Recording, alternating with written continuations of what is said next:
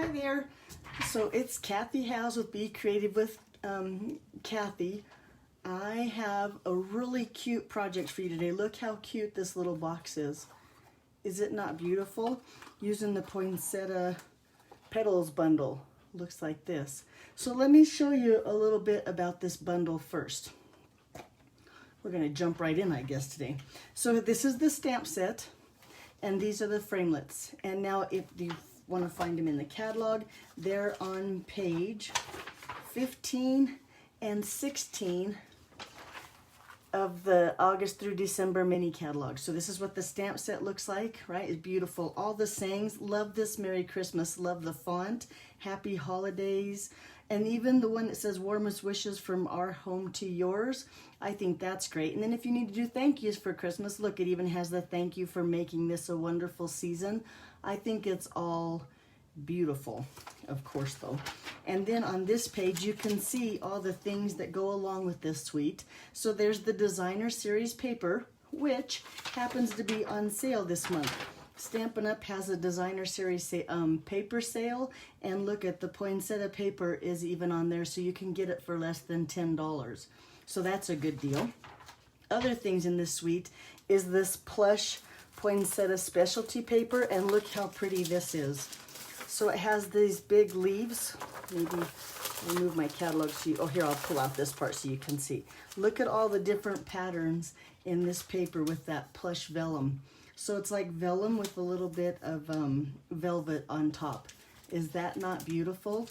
And today we're going to use this piece right here, so I'll keep that out. That's also part of the suite. And then I told you about the designer series paper, but let me show you. Look how pretty all the patterns are. It's so hard to see in those little prints, but look how pretty all this designer series paper is. Is it not beautiful? Really pretty. Even the wood grain is nice. And then this pattern here, so you know, the dies, I've got too much junk on here. The dies here, this one die that also cuts out the stamp, also cuts out this poinsettia in the designer series. Whoop, maybe not that way. How does it go? Goes like this. Nope. Anyway, look how fun it is just to spin around and you find the way it goes. But it cuts out, now I'm determined, there it is, this poinsettia out of this designer series paper. So the dies are the bomb. You can use them with the stamp set or you can use them without, and I'll show you that in just a minute. One other thing that's not in this suite that I want to share with you from the mini catalog is the velvet, the red velvet paper. And look, I don't know if you can see how pretty that paper is, but well, I'll show you. We're going to use that, and you get 2 sheets in here, and that's in the mini catalog. Let's find out where that's at. I'm going to have to go back to the index because I can't remember what page it's on. Love this part of the catalog. You can find it quick and easy, and right here it says the red velvet papers on page 63. So we go to 63, and look right there, you get the 2 sheets for $6, so that's a bargain too. And when you see it with the poinsettia dies, it's going to be on your wish list. Trust me, because it makes them like beautiful. A couple other things in that suite are these little beaded pearls. Look how pretty those are. Can you let me see if I can hold one up for you? Whoop, where's the camera? There it is. Look how pretty those are, and we're going to use those today. And then last but not least is the sheer ribbon. Look how pretty that is. Now we're not going to use that today, but you bet I'll be using that on some of my other projects. So let me show you the box again. This is what we're going to make. Just a simple little keepsake box that's big enough. I think if a gift card would fit in there, I'm thinking jewelry would fit in there really nice, or even some candies or a special little treat. But what we're going to do is we're going to start, let me find my paper trimmer, with a piece of Whisper White cardstock. Now this is 8.5 by 11, just a regular sheet of cardstock, and I'm going to cut it down. Let me get out my arm here. 6 1/4. We want it to be 8.5 by 6 1/4. So I'm going to take it down to the little 6 1/4 right here and just cut that off.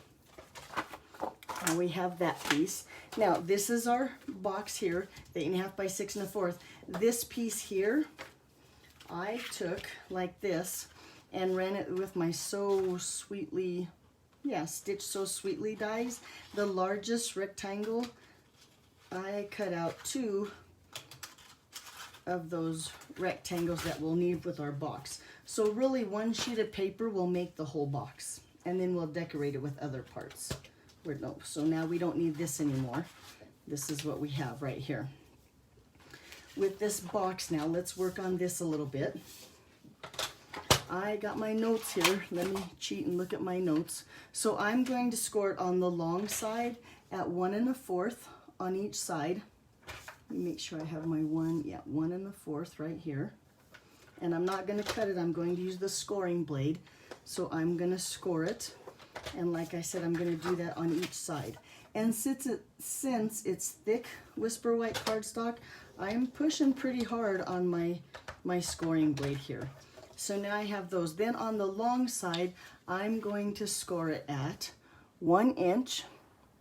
And while I'm scoring this, I'll tell you that Rhonda Wade showed me this box. Now, she decorated hers different than I'm going to decorate mine today. But when the pandemic started, I started watching Rhonda Wade's FaceTime lives, and this was one of the boxes that she made. So this was 1 inch, this is at 3 1/2, and then we need to go to 4 3/4, and then 7 1/4. Now, if you didn't get all these measurements, don't panic. You can go to my blog, becreativewithkathy.com, and I'll have all the measurements on my blog. In a few minutes, I gotta get them on there first. Okay. Oh, while I have my trimmer out, remember this pretty velvet paper? This is a piece that is cut at, let me make sure, 2 1/2, and then I'm gonna cut it down to 3 5/8. So that's just an 1/8 past or before. It's a past the 1/2 inch and right before the 3/4 inch, but we need a piece like this for the top of our box. I think we're done with that now. So now I'm gonna go ahead and fold on these score lines.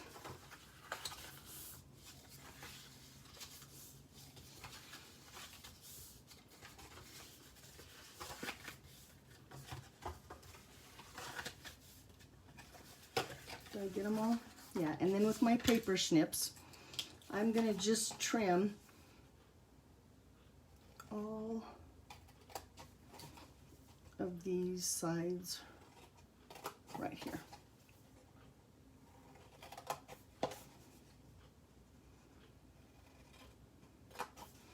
I like to do it this way first because the top and the bottom are different on this box. Sometimes when you make I think this is called a hamburger box. And sometimes when you make a hamburger box, they, look, I think I scored. Nope, it doesn't look. At first that looked like I scored it wrong, but maybe it's not. Maybe I should double check. No, now my ruler's not here. So when I fold it up, we'll see. But I have it just like that, all scored, because we're going to trim it down here and there as we go to make the box. Now you can see one side, see this side is shorter. So this is an inch score right here. This is a 1 1/4. I believe 1 1/4, but this is going to be the bottom of our box down here, right? Because this is all the same size. Hope you can see that. So this is the top of our box. Now on the top of our box, we want to go ahead and cut away these corners up here.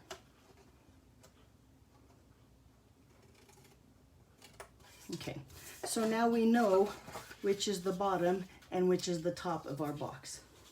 I'm going to go ahead on these little lines here, and I'm going to just barely trim off at an angle so that my box, when I make my box, it'll go together nicely. So I'm going to just take these two on an angle here, whoop, an angle here, a little bit of an angle there. Same thing on this side.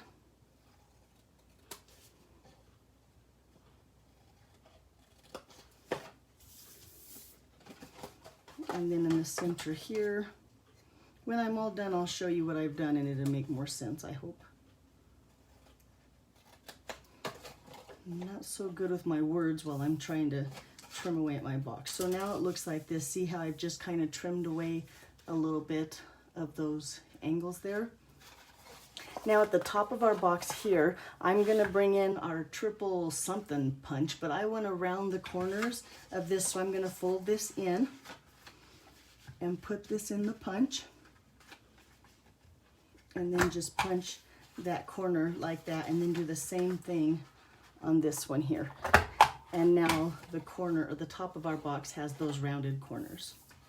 Okay, let's go ahead and put some of our box together. And like I said, we're going to trim away at our box as we go to make sure that it opens and closes really easy. So on these two tabs, I'm going to start with the bottom of the box. On the bottom two tabs, I'm going to put a little bit of liquid glue. You could also use Stampin' Seal Plus or Tear and Tape here, but I like the liquid glue, and that way I can kind of move it around and get the corners square as I go. So I'm going to just build up my box, like I said, making sure my corners are square. This one here. And then let's do these two on the inside. This one, put a little bit of glue on this one. And then just set those. Make sure those are nice and so the bottom of my box now looks all done and pretty square, just like that. So then to keep the top, and so it goes in nicely, I'm going to fold it back like this. Can you see how I folded the bottom back? And then I'm going to trim away a little bit of this. Oh, Lord have mercy. Let me get rid of the cat. Go away, Paul. Sorry about that. Nothing like a visitor in the middle of your video to really throw you off. But I'm going to just trim this down just a little bit like that and do the same thing on this side. So now when you go to put it in the box, it won't get stuck here on the corners. Hope that makes sense. Then I'm going to do the same thing here. I'm going to just trim off a little bit. And now if my box doesn't close nicely, I might have to trim off a little bit more. I'm not being very, I don't have a measurement is what I'm trying to say. And then on these two things here, I'm going to just trim off like another. Now, if you were picky and you wanted your box to match, you could take the pieces like this. Look, I did pretty good getting them the same, and line them up and do the whole measurement and make sure. I can't do it that way, but you could measure it and get fancy. I don't think it matters, because when it's all said and done, you just want a box like this that opens and closes. And when you trim these pieces down like that, it just makes it open and close a little bit easier. So let's go ahead now. And look, I have a dirty paw print on my paper now because someone came in from outdoors and his feet are dirty. But I'll make that the bottom of my box.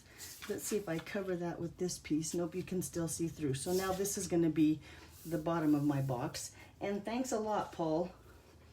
Anyway, so we're going to put some liquid glue, and I'll show you that this box is going to fit just perfect in the center of this rectangle. Now I'm going to make sure I get it close to the edges, but not all the way to that stitching, because I don't want my glue to hang over the edges. And then the bottom of my box, I'm going to just kind of line it up. Since it's the liquid glue, I can move it around and make sure it's in the center of all those stitch lines, and then it looks like that. And I did, without the paw print, make sure that the better part of the stitching shows, so that really the bottom part of the paper is here, and this would be the top on the bottom of my box. I hope that makes sense. And then I'm going to take this piece here. This is the plushed vellum, I think is what it's called. And I'm going to just put some glue dots on there. I'm going to try to get the glue dots behind the plush, so maybe you can't see them, but trust me, there's so much stuff on the top of the box, you really won't see the glue dots through the vellum. But I'm going to put quite a few on there. Oh, I missed this corner up here. Let's see. And I think I'm going to put one more over here on this side. And then take this and put this right here in the center. Now, did I mention that this piece is 2.5 by 3 5/8, and it fits perfect right there. And then look how pretty that piece is for the top of our box. And then just with a little bit of Tombow or liquid glue here, I'm gonna glue this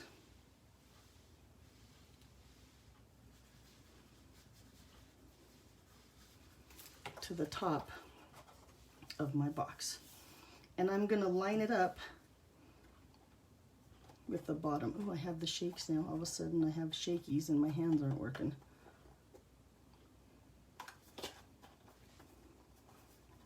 But I think that looks pretty good. So now let me try to get my box open because it slipped in there. There we go. And then just press that down and make sure that that is glued tight to the top of my box. And it slides in nice. Now if yours doesn't open, see, mine sticks a little bit, so I'm gonna trim off even a little bit more of this corner. Probably should have done that before I glued that top on, but it doesn't matter. I feel it now, so I'm gonna get it done. There, trim off a little more there, making sure that my lid opens and closes there. Now it's so much smoother. Opens and closes really soft, like that. Okay, ready to even decorate our box more. So with those dies here, I'm gonna set my sandwich up for my die cutting machine here. I'm gonna use the #1 platform, the #2 plate, the #5 magnetic platform or a plate, and look at how warped mine is, but it doesn't even matter. It still works just fine. I'm gonna bring in the let me find here, that velvet paper and set that down, and then I have a piece of gold paper here too. But I'm gonna take the outline die that would cut out the stamp image, and then this little piece here. Now this is what's going to emboss. Whoops, and I don't even have my, let me try that again. Now this is what's going to emboss the flower. And if you notice on my die pieces here, I've put a little black dot. Let me hold it up so you can see. A little black dot here and a little black dot here. So I know, and it's easier to find how these two pieces line up. And that's just a helpful hint. If you buy these dies, I suggest you do that before you take it off the packaging it comes in. And then that way, look how easy they are to line up just like that. And then this piece, and I have no idea what these are, berries. It's gonna be my gold piece now. I'm gonna lay that on the gold. Now, I've already cut out one of the largest of the poinsettias and the gold piece, another one of those, just to make it go a little bit smoother with my video here. And then on top of that, I'm gonna place a #3 clear cutting pad. Let me set these aside, bring in my Boston and cut machine here. And then let me set that. Now, since I used the magnetic plate, nothing has moved. Everything, I believe, oh wait, maybe I lied. This one needs to move a little bit. There we go. Oh! Flying cutting pads. Okay, anyway, and so then I'm gonna run that through. That was hilarious. You should have seen it fly. Well, maybe you did see it fly, but it's all good. It didn't break anything. It might have moved some stuff around, but so much stuff on my desk, who would ever know? We're all done die cutting. We're gonna put that away. Take these pieces off of my magnetic platform here. Get this piece off too. There we go. We're all done with that. Put away my dies. I don't want to lose them. There are so many die pieces in this set, it's not even funny. Put that one away, and these all away, and then back in the sleeve. And let me show you what I have now. So I have the, what did I do? With the largest, oh, here he is. So here's the largest one that I cut before. And then here's the smaller, the next level. Now look how pretty that is with that velvet paper and then embossing. It is just beautiful. Let me get organized here. Okay, so I'm gonna take this and I'm gonna use some black dimensionals and just put a dimensional right in the center. And then I'm gonna kind of line this one up so it fills in the side gaps here, like that. Then I'm gonna bring another black dimensional right in the center and put that third one right on top and layering the poinsettia. And now look how pretty my poinsettia is. Is that not beautiful? Okay, then we want to put these on the back here. So I'm going to just take dimensionals again and hold those on like this and hold those into place, because I want to hold this down on my box. So I'm going to put dimensionals all the way around, and this is how I'm going to hold those gold things, berries, whatever they're called, in place, is with my dimensionals. I'm going to go ahead and put a dimensional here and a dimensional here. Lots of dimensionals. Another one here, and then one smack dab here right in the center. And bring my box back in. Take all those dimensionals, backing papers off. Now, the only reason I used black dimensionals, well, for the inside of the flower, I think it hides them a little bit better than that stark white on the red, but the bottom, it wouldn't matter, but they just happen to be what I had here. And then you could set that down. Look how pretty the top of my box is already. Is that not beautiful? So then these little thingies here, the braided beads, I'm going to take some glue dots, here we go, and just place a glue dot, if I can pick him up, on the back here. And then with my take a pick tool, I think it's easier to pick him up this way, and then that way I can see exactly where I want him in the center of my flower. And look how pretty that is. Now, I don't know about you, but I love mixing the silver and the gold. If you didn't, you could totally just have these in silver instead of gold. But I like the two. I always wear silver and gold jewelry at the same time. So the last thing we need for our little box here is I have a piece of the velvet paper. This is 2.5 by 3 5/8, and I'm gonna just set it in the bottom of my box. And looky, there you go. Now tell me that's not beautiful. I was so excited. I think this is the prettiest box I've ever made.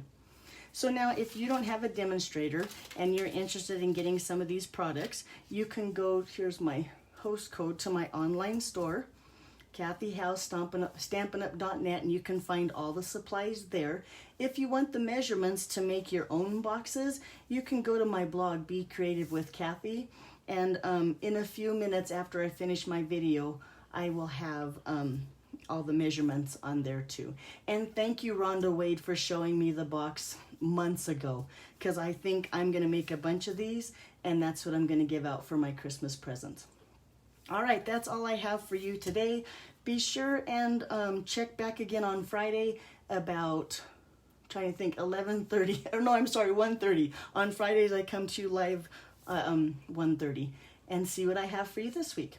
Have fun and have a good week. I'll see you later. Bye-bye.